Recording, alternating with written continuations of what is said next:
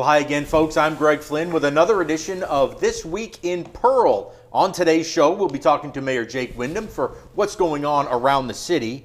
We will go under the dome at the state capitol with Senator Dean Kirby and Representative Gene Newman and see what's cooking with the legislature. We're going to tell you about something special. We're going to have two shows that Ballet Magnificat will be performing right here in Pearl next month, and we will talk to Miss Erin Beaver with Ballet Magnificat. Very cool segment. And finally, we'll tell you about some well-deserved honors for city staffers as we do This Week in Pearl. Well, we're going to start off with our mayor, Jake Windham, who has got always things cooking on his plate. You know, people always say, well, what does the mayor do every day? I mean, when there's not city council or city board meetings, what does a mayor really do? So, you know, you really don't do much, right? No, this is probably my 7th meeting today. I think so. I think that's right. You know, it's always something for me. I almost use it, let me start over. From a checklist standpoint, I start my day thinking about each department and trying to make sure that we're pushing the ball down the field, so to speak, making sure things are operating correctly. I think that you've been in staff meetings where I tell people, think about the thing that you can do today for the city that's going to make the greatest impact. Not the minor things, the trivial things that's just busy work. Let's think about the things that are going to make a huge impact on the city. So try to keep your eye on the ball, making sure that you're doing all the things necessary to make the city great, greater than what it is. Let me rephrase that. And so I keep a pretty busy schedule. You know, I'm just the same guy that everybody else has to be. If you have a family, wife and children, you got to find some work balance in there and make sure that you're taking care of home base. Well, and you got a chance to do a little bit of that with spring break last week. I did. Get a little refreshed. It was nice. My kids and I went to our camp, deer camp, rode some side by sides, and it was fun. They had a good time, and I was grateful to have it. You know, this is a very difficult time of year, you've mentioned, because, you know, we have a lot of infrastructure problems as we transition out of winter to spring every single year. Once again, we've got, you know, people complaining about potholes. We've got a lot of water leaks across the city. And you and Public Works are getting these things addressed as quickly as possible, but it's just one of those things that we have to be patient. Is that right? You do have to be patient, and just from some of the scale, these guys in Public Works, the water maintenance foreman, those guys work all the time. I mean, they really don't have much of a life. I mean, I'll just be perfectly honest with you. It's the nature of the beast. They are from can till can't all the time, trying to make sure that they provide water and address infrastructure issues within the city. And it's a taxing thing. And so what we try to do from a standpoint is try to organize and get better, more efficient. How can we address things? And when you're moving that fast, you're going to miss some things. And I don't think it's the perfect animal. I've talked to other mayors across the state, and it's one of those things. It's a department that a lot of balls are in the air all the time. So I'm going to give you an example. Shane Burrell, our Public Works Director, will get 80 work orders a day. And you think about if you had 500 people, which you can't afford that on payroll, right. But then you start working into, I think that you've heard me on this segment talk about the triage system, critical, stable, dying, and we have to work within that. And so you're going to fix a big water leak that's shooting everywhere, that's taking out a lot of homes before you're going to get the little trickle that's, you know, just being a nuisance. Right. If you see the geyser, that's where we're going. I hate when I see those geysers. Oh yeah. Way. But yeah, that's where we're going, and that's why we have the comprehensive water plan that's in place, where we identified the most problematic areas with our engineer that specializes in that. And so we have some grant funding that's going to be available for that, and some financing through DEQ that we're working on an application to directly resolve those issues. And there's a timetable on that. But we've adopted and put that plan in place, so we're going to see some improvements in those areas, as well as sewer. Right now, we are smoke testing throughout the city for CCTV and problematic areas, but we're doing the entire city, so you got to recognize what your problems are in order to address them.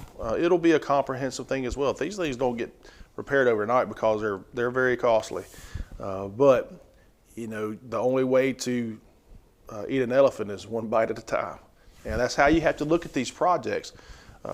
And I think that we have a good approach to them. And even though it may not work in the timely fashion that some folks think, keep sending in those work orders, the citizen work orders. That's right. And so we have problems with coming out of the wintertime, the cold and rain with asphalt. Then the winter storm, we have some streets that have some potholes right now. And the good thing is this summer we're going to do another round of paving, and we're going to make sure that we concentrate on the deteriorated areas. We had quite a bit to catch up on, but we're going to do more this summer than what we did last summer, and so that's going to be helpful as well, especially for the areas that are problematic. So hold on, help's on the way. We haven't forgotten about anybody, and we won't have these problematic areas as far as the potholes are concerned. But doing things right, doing things in an orderly manner, and having a plan in place is how we try to approach those things. And I think with the team that we have in Public Works, I think we're well on our way to making sure that our infrastructure system is very sound, and it currently is. I mean, as far as our water is concerned, but it's just a big bear. But we fight every day to try to make sure that we're doing all we can for our people, though. You know, you talk about problematic areas, and it's having a plan, and it's something that people, man, they've been clamoring for a long time, and that's the Pearl Richland Intermodal, which is the flyover bridge over the railroad tracks there on South Pearson Road. You know, people just say, well, they're not doing anything. They're not doing anything. Not true. Behind the scenes, almost every day you're working on something, and you just said that you awarded part of the contract. Yeah, we did, and so I can provide a little bit of history. So we came in, and the city had approximately $11 million in federal earmarked funds for this project. $2 million from the MPO, which is a local organization that's housed through CMPDD that provides funds for projects such as this. This is an LPA project, so we work in conjunction with the MDOT on it. It's 80% funded federally, and it's 20% funded from the local match, which is the city. So we bid out the bridge, the entire project last year, and the lowest it ever came in was $13.5 million. Well, that's $2 million more than you have. Yeah. $2.5 million more. So we go back to the drawing table and trying to figure out some things of what we can possibly do in order to get that project moving. And so I asked for our engineers to pull a smaller scope out of the main project, not with the bridge, to get things going. And I think this is the right way to be. It's the smaller scope project is going to be relocating utilities that's going to be required for the larger project, taking Atkins out to 468 and upgrading the signal there. All those things have to be done anyway for the overall major bridge project. So I went to Senator Kirby and also to Representative Gene Newman and told them, I said, in order for us to bid the whole project, we need $4 more million. So our project is different than other projects in the state. There's probably some other shovel-ready projects in the state of Mississippi, but this one's actually ready to go. And we've worked very hard the last 3.5 years to make it or have it in that status at this time.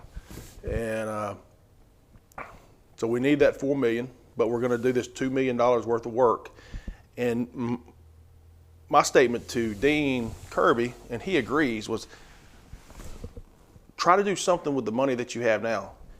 So many times entities across the state or cities or counties will just hold on to that money and won't do anything with it. Well, we're putting our money where our mouth is. That $2 million that's going to be used in federal funds, we have a 20% match on that. So we're going to be spending our own funds. So when I go to Delbert Hoseman, or if I go to Tate Reeves, or if I go to Speaker Gunn, I was like, look, this is why Pearl's different. We've spent the money. We've put something in play. We just didn't sit back. And I feel like that showing some effort and production tells those gentlemen that we kind of set ourselves apart, that we really want to get things done and we're just not sitting here money grabbing. Well, and it will expedite the project, because once it does get the green light completely, well, that work's already done and you've taken care of it, so now they can really focus on the main infrastructure to it. True. And really, the thing that I'm so concerned about is we need the $4 million because we have a grant with the MPO for another $2 million. Well, they gave us another year of extension on that because the project came in too high last year and due to COVID from September 2021. Well, if we don't bid the overall project, then we don't receive the $2 million before September 2021. So that's why the sense of urgency is there on our end. That's why we're putting our best foot forward, doing this smaller project so we can get those funds and make it happen. For Pearl and for Rankin County, it's going to provide additional north and south transportation as a bypass to get through the county because it's going to go right into the West Rankin Parkway. You can come all the way down if something's going on I-20 or I-55, and you can have that connector so people can get home. And it's also going to spur economic development for the city of Pearl and for Rankin County. So we're excited about it, a little concerned. I know there's some things going on in the legislature right now because of the income tax bill, and the bond bill might be held up. And I'm just thinking to myself, this project really needs to go. And from my perspective, and there might be some other state leadership that feels this way, that if we could find all the shovel-ready projects in the state, because the state's received CARES Act funds, locate all the shovel-ready projects across the state. I think there's probably about 10 or 11, just like Pearl Richland. Put the needed funds to make that project work so it can be awarded. Or what do you do to the construction arena of business at that point? Expediting what you do? Too. Well, here's what you stimulus. do. Right, you stimulate the economy right then because you directly affect the supply chain and you put people to work, and then you're selling materials. Do that statewide, and guess what? Great benefits throughout the state. The whole state. But that's just coming from an old mayor in Pearl. So we'll see. We'll see. Well, I know that you're also not a weatherman, and as we wrap up this segment, we just want to pray for some dry weather so we can get that city park and our ball fields, those projects getting closer to completion. Yeah, that city park and the weather, I'd like to tear my clothes, man. Just dry up, please. Sit in some ash heap or something, man, at this point. But anyway, it's part of it. They're within their contract days. I don't want anybody to think that we're in liquidated damages on what the contractors are out there. They're within their contractual time. Yeah. So they're not behind contractually. No. It just is frustrating because of the fact that of weather. March and April are tough months anyway. Brings some very beautiful weather. Of course, it's Easter. However, March and April are very volatile times for the state of Mississippi when it comes to weather. You have this warm air and cold air hitting, so you see tornadoes and tornadic activity, which from a mayor's standpoint, you don't sleep much when you have that type of weather. I mean, last week when all the conditions were perfect, lucky, yeah. I mean, we just thought that we were about to see an F5 pop out of the sky somewhere. And so I woke up that morning looking at weather, and I left the mayor's office, my office, about 10:30 that night, thanking God that the weather did not get as bad as it was supposed to. Well, we'll keep our fingers crossed. We just want to get up with severe weather and then really dry up so that we can, those projects, you can see them. It's just, that's the good part. You could see the vision now as you drive by that it's going to look great, but it's just like, all right, get it done. Well, it's almost like, I mean, and I know it's a little bit different, it is a different scale, but it's like when your wife tells you to do something at home and you have a project to do, and then you get it done and you walk by it about 5 times, you're so proud that it's finally done and you see the fruits of your labor. So that's kind of how, I mean, when you look at all these projects, sometimes I'll get in my truck. If it's been, I mean, everybody has tough days at work, but get in my truck and I go ride by these projects so I can see these things coming out of the ground because it's the fruits of your labor and everybody working together to see this thing come out of the ground. And that's rewarding. It's rewarding for me.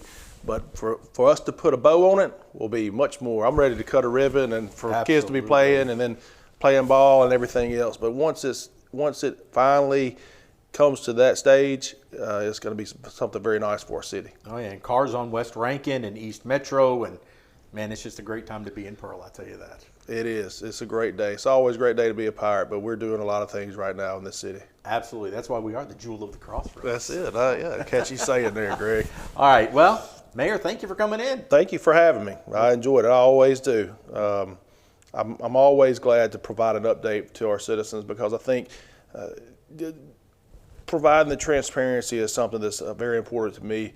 And you know as well as I do, we're an open book. We try to make sure that we display as much as we can and push out as much information that's available to our citizens. Excellent. Well, you keep fighting a good fight. I'll do it, man. I love it. All right, we will be back with more This Week in Pearl. We'll go under the dome with Dean Kirby and Gene Newman right after this.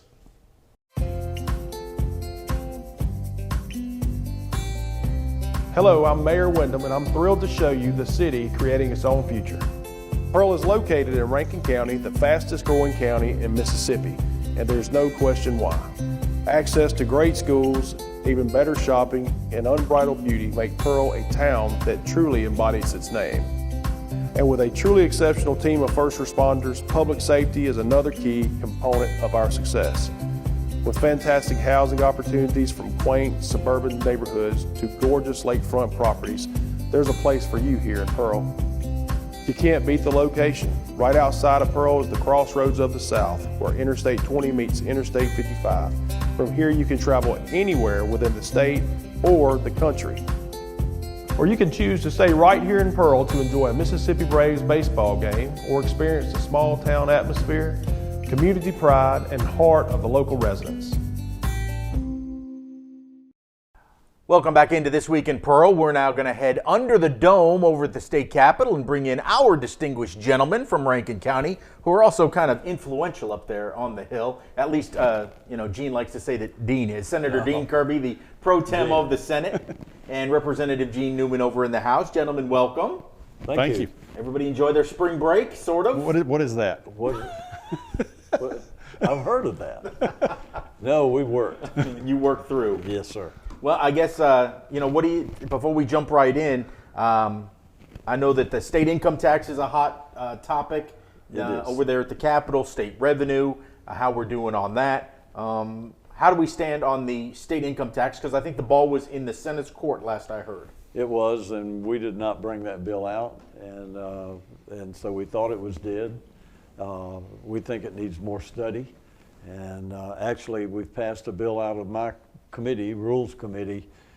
Senator Harkins was the author because he also is finance chairman, and it's on the calendar, and our bill simply states that we will form a study committee, a joint study committee with the House, and name several other people.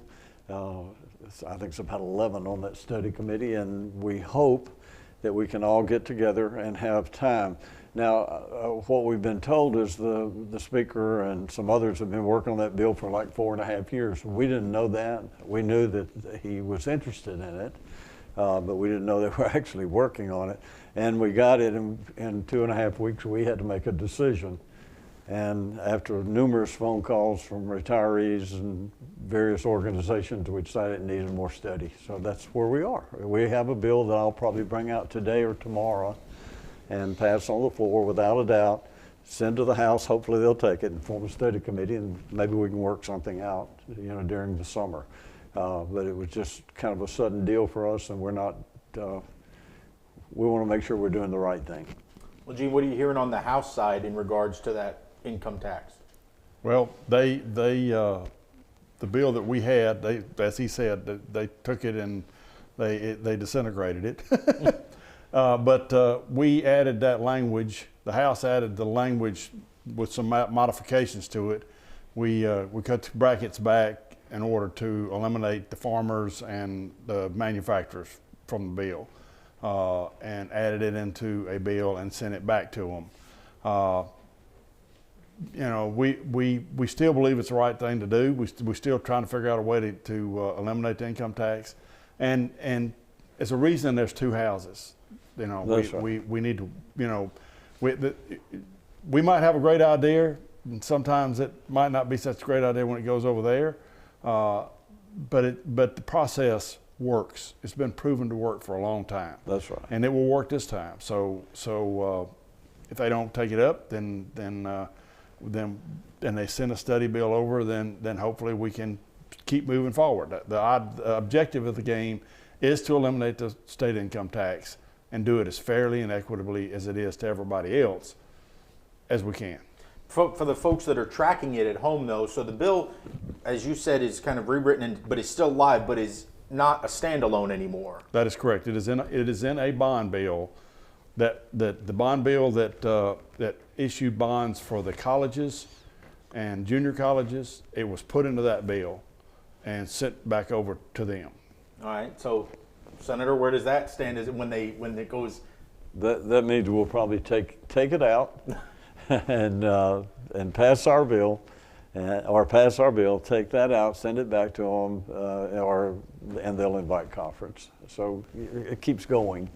And look, we're not saying that it's a bad bill. We're just saying that we're not sure it's a good bill yet. We're undecided, and we've had actuaries and CPAs and everyone that you can imagine, even out-of-state people, look at it, and some say it can, with certain modification, be a good bill, and others say it's a terrible bill, and then some say it's a good bill. So we're really torn on this thing, and we want to make sure that we're doing the right thing. And let me say this, that even a great bill a lot of times takes at least 3 years to pass. And we've been trying to get money, as you know, for our new Highway Patrol headquarters now for 15 years. It took 20 years out here for this The crime lab? treetops. Oh. What am I trying to say? What is that called? The East West Rankin? Rankin. East Rankin over there. No, No, that's the East West Rankin that way. Yeah. Yeah. They're both under construction now. Both of them are under construction Yeah. now. Both of them are. That's the important thing. That's But the thing. it took a long time on both of them. I mean, you think about how long the East Rankin that you just referred to over here at Crossgates Yeah. has been worked on. I mean, it started out 25 years ago. That's right. On I-18 down there south of Brandon. That's where it began, and then it jumped up to the north, and because Gary Rhodes really got to pushing it, and You've been left with that empty middle way for a while. and he, Yes. Gary and the mayors here in Pearl and the airport have worked together, and they've put it together so that it's in phase 3 just started. If you drive down El Dorado Road, you'll see the new roadway being cleared coming across. It started at Crossgates Boulevard coming back. So, it's going to work out. You see the work going on right here At on West Rankin. West Yeah. Rankin. And that will be, when those two projects are completed, it'll mean so much for new development for this area, but also for those people that are fighting that traffic on Lakeland Drive, the Stack, Old Brandon Road, Highway 80, whatever. Lakeland Drive, it's just going to really, really make a difference. It's going to take a lot of that traffic off, because both of those really are bypasses. That's what they are. I mean, one of them on Lakeland Drive there by, near Prep, Applebee's, right there, Treetops. I mean, you'll get on it there and come out in Richland. And if you think about what a great project that's going to be. And then, of course, the other one you can get on and go all the way to Brandon and on down to Highway 18 to Puckett. That'd be great. From Dogwood to Puckett in no time. One of the things I like that we're going to be able to preview, and we'll talk about it more after it passes or whatever comes out of it, is that bond bill where you mentioned the new Highway Patrol headquarters, Yes. which would move from Jackson here to Pearl, right next to the new crime lab where they want to build it, where Yes. they've been wanting to build it. So we could be talking about more jobs moving back into Rankin County. Absolutely. Which will be fantastic. At least 300, yes. I mean, 300 and more it's jobs. we finally get the Highway Patrol headquarters over here by Emlota, where the Highway Patrol trains at, Yes. and it will make a lot of difference for all Sure. of them. Well, it'd be great access for them to get to I-20. And next to You'll be MEMA, right there. next to the crime lab, next to all those things. That's the exactly Department what of it should be. Environmental Quality right there. It's like a little state Yes. complex. And I want to give also Gene and Tom Weathersby. Tom Weathersby's been working on that project as long as I have, which was like 15 years. So it takes a long time, but I think we've got it pretty well worked out if we can have a bond bill. Yeah. But this intermodal that we're going to have, all we like is having the money for the bridge, which is in the bond bill.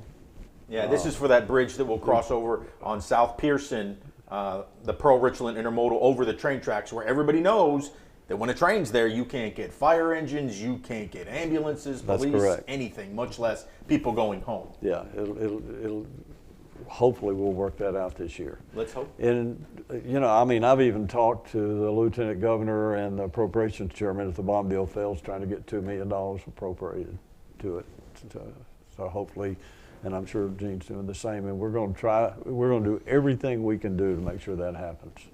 Well, I'm looking forward to not only those projects, but I know you all got some good news last week that state revenues are well above projections from where you sine-died last year. So that's got to be some good news, right? It is. You know, we've got over $500 million more, above estimate. So, yeah, and we built in some for the estimate. So we're in good shape. In addition, total, we've got, counting all of our reserves, and I've heard $800 million, but I've also heard $1 billion.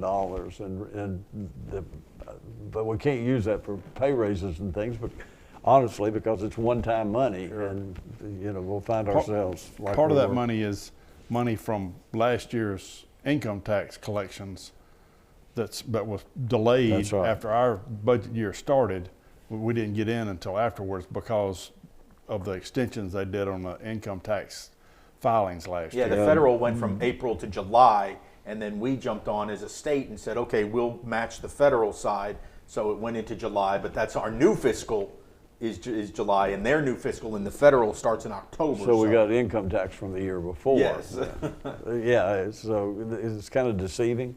It's nice to have now. It hurt us last year, but it's nice to have now. But again, hopefully we can use some of that money to do some of these projects. I think the best way for people to understand about this one-time money, it's like, okay, everybody's getting all this stimulus from the federal government, right? Which is a lot of what the state has gotten as well. So that's right. You're getting a one-time shot in the arm, no pun intended, of money, just like people at home are, and you can spend it on one thing, but I wouldn't go out and buy a house off of your newfound money because you're going to have continuing payments, just as what you got, right? That's exactly right. You got to think in the future.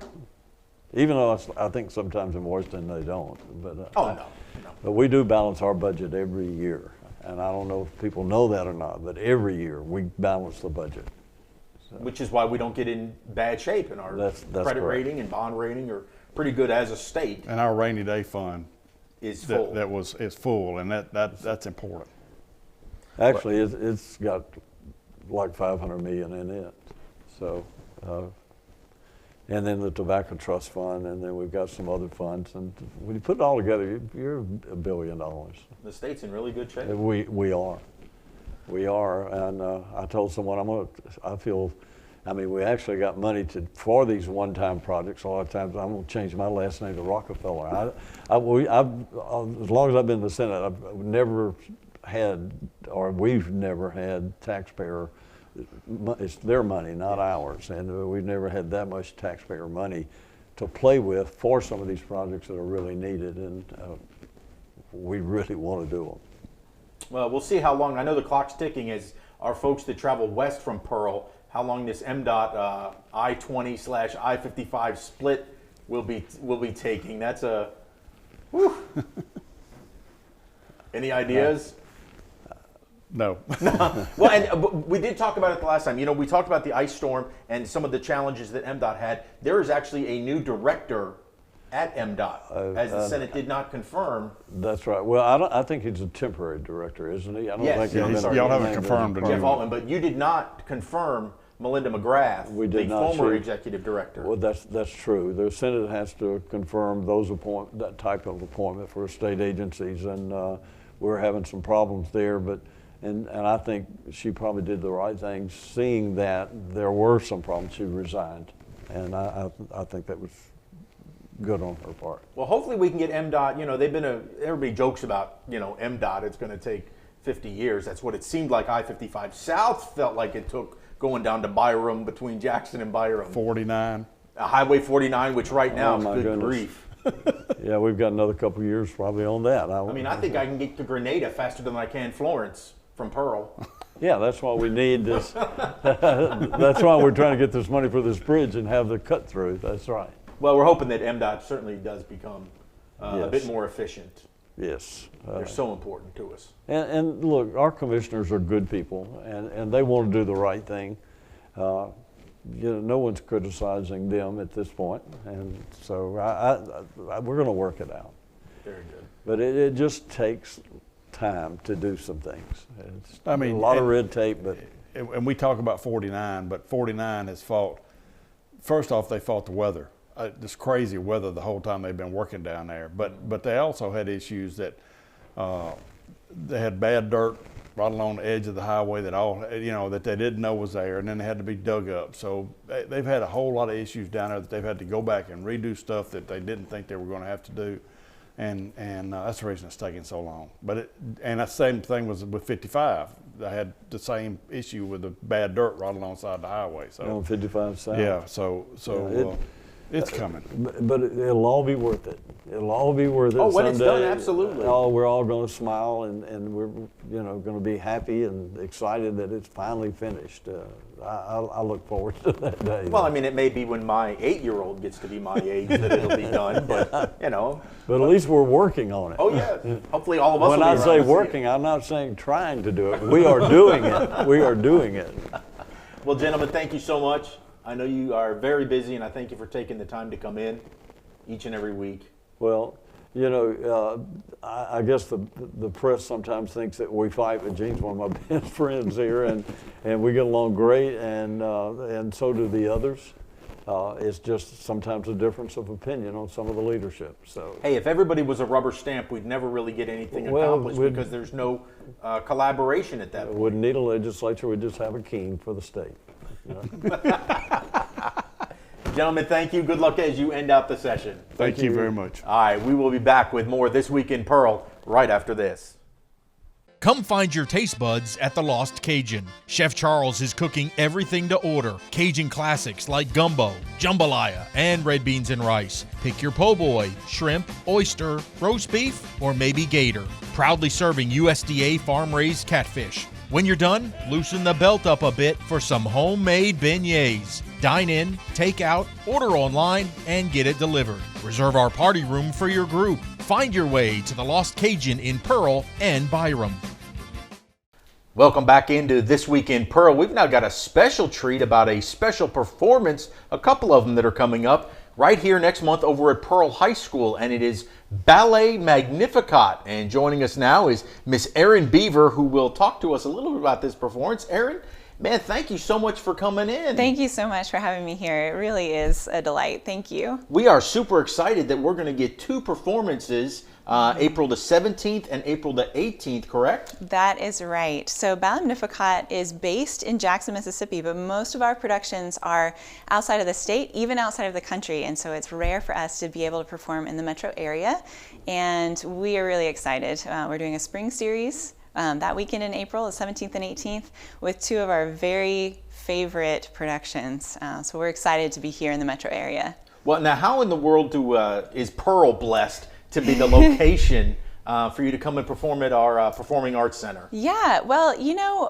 we've really discovered that the Pearl High School Auditorium is a great facility, and I think it's a little bit of an unsung treasure within the metro area.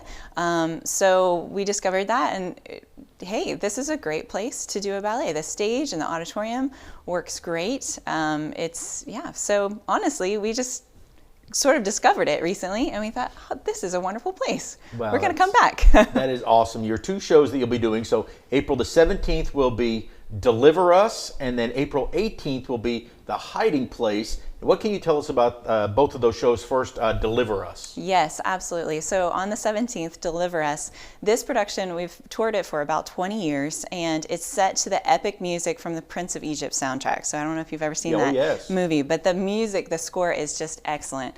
And the story is it's Moses delivering the Israelites out of Egypt, and this is both of these stories really that we're doing are you don't have to be a ballet aficionado to enjoy these productions.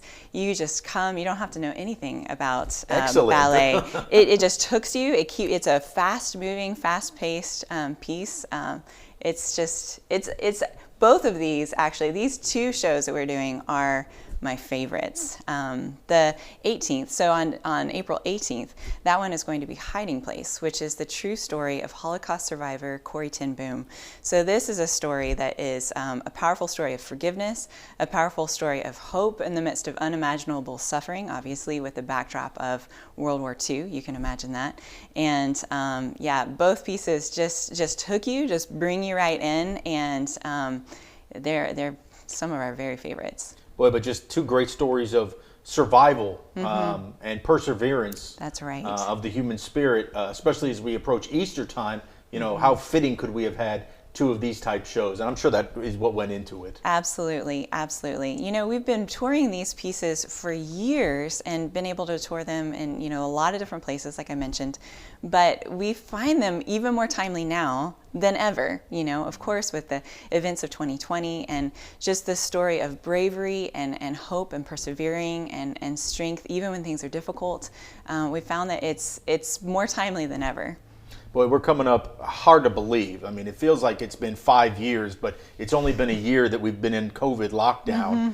How has that affected the company, the traveling company? Because, you know, entertainment industry has just been devastated across the country. So how has that affected you all? Yes, well, obviously we've felt the sting of it. Ballet Magnificat is a performing group, and we travel a lot with our performances. And we also have a school of the arts as well for students to learn and to study ballet. So for sure, we've felt the sting of it. You know, in the last spring, we were just shut down like everybody else was, and then as restrictions have lifted slowly and steadily, we've kept with those and really been thankful to be able to continue. This has been, you know, kind of a death sentence for many arts organizations, like you said, and especially ballet companies. And it's really God's grace that we've been able to continue, been able to you know, still do what we do. And yeah, we're moving forward and also taking a bit of you know, the message of hope and strength in the midst of challenges there. And we've really seen God provide for us. It's been amazing. Well, certainly these two performances are about hope and strength. And what's the best way that people will be able to get tickets to this event? Yes, online, balletmagnificat.com/spring-series. So balletmagnificat.com/spring series, or you can call our offices. The number for that is 601-977-1001. Now, you'd love for people to get these in advance, but it will be available day of? Yes, at the box office? It will. And of course, the seats are reserved seating, so you know, the sooner you get them, the better the seating. But Pearl High School Auditorium is really a great auditorium, so even no matter where you sit, you really have a good view. Well, it's going to be super exciting to have you all here. I know that hopefully you're going to expand it to an audience that you're probably not used to exposing the ballet to, perhaps. Yeah, thank you so much. You're right. You know, so often we don't get a chance to perform in the Jackson metro area, even though Ballet Magnificat has been based here since 1986. So this is home for us, and all of the dancers have moved from various places, and Mississippi has become home for them. But we don't get a chance to perform here very often, outside of our Christmas productions that we do. And so this is really a special treat for us. It's kind of a little one-of-a-kind opportunity for us to be able to perform these shows right here in this area. Well, we want to support you as best as we can, because we want you to make it a permanent tradition here. Where that would be great. We would love it. You make Pearl kind of your home.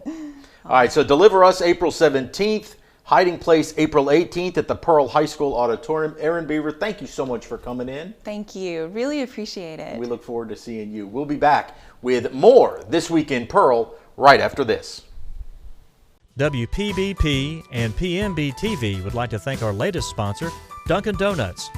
Dunkin Donuts is located at 403 Riverwind Drive. With over 32 different types of donuts, they can take care of your breakfast, lunch, and dinner. You can now choose from their menu of sandwiches, wraps, and muffins. And don't forget the drinks. Along with coffee, espressos, and lattes for your morning drive, they also have soft drinks, cold brew coffees, and smoothies. The Pearl Pirates run on Dunkin Donuts. Well, as we wrap things up, I want to share with you some great accolades to some city employees that have gone out recently. I want to start with our Pearl Employee of the Month, and that is our Deputy Court Clerk, Briana Mcgee. Briana, she graduated from Pearl High School and also graduated from Gulf Coast Community College and from the University of Southern Mississippi with a degree in criminal justice. Now, usually the only time you'll see Briana is if you have business with the court, but she is a sweet young lady and is really, really good at her job. She was honored with some Chamber of Commerce goodies in a nice basket. Now, our firefighter of the month is Mr. Nick Welch. He began his career with Pearl Fire Department in March of 2017, and over the last 4 years, he has been the epitome of training and learning new techniques and making all the firefighters around him even better. So Nick was honored with another Chamber of Commerce gift basket, which is going to be real nice for he and his family because they're going to be able to eat out a lot. So congratulations to Nick Welch, our firefighter of the month. And 2 service awards went out recently, both in the police department. First to Captain Amanda Thomason, as she is celebrating 20 years on the Pearl Police Force. Man, that is just absolutely awesome. Amanda is a 1997 Pearl High School graduate, and she went to Hines Community College, and she went and started her career back with Pearl Police in 2001 as a dispatcher and has now moved all the way up to captain. So congratulations and well-deserved for Amanda. And also we have Detective Justin Barnett, who is celebrating 10 years in the Pearl Police Department. He is also a graduate of Pearl High School and Hines Community College. He started at Pearl in 2003 as a reserve officer, and now he's one of our leaders there in the Criminal Investigations Division. So congratulations to Amanda and to Justin, and we hope that you're celebrating 30 and 20 years down the line, respectively. Well, that's going to do it for this week in Pearl. I am so glad that you joined us. Until we talk next time, remember, the city of Pearl is the jewel of the crossroads.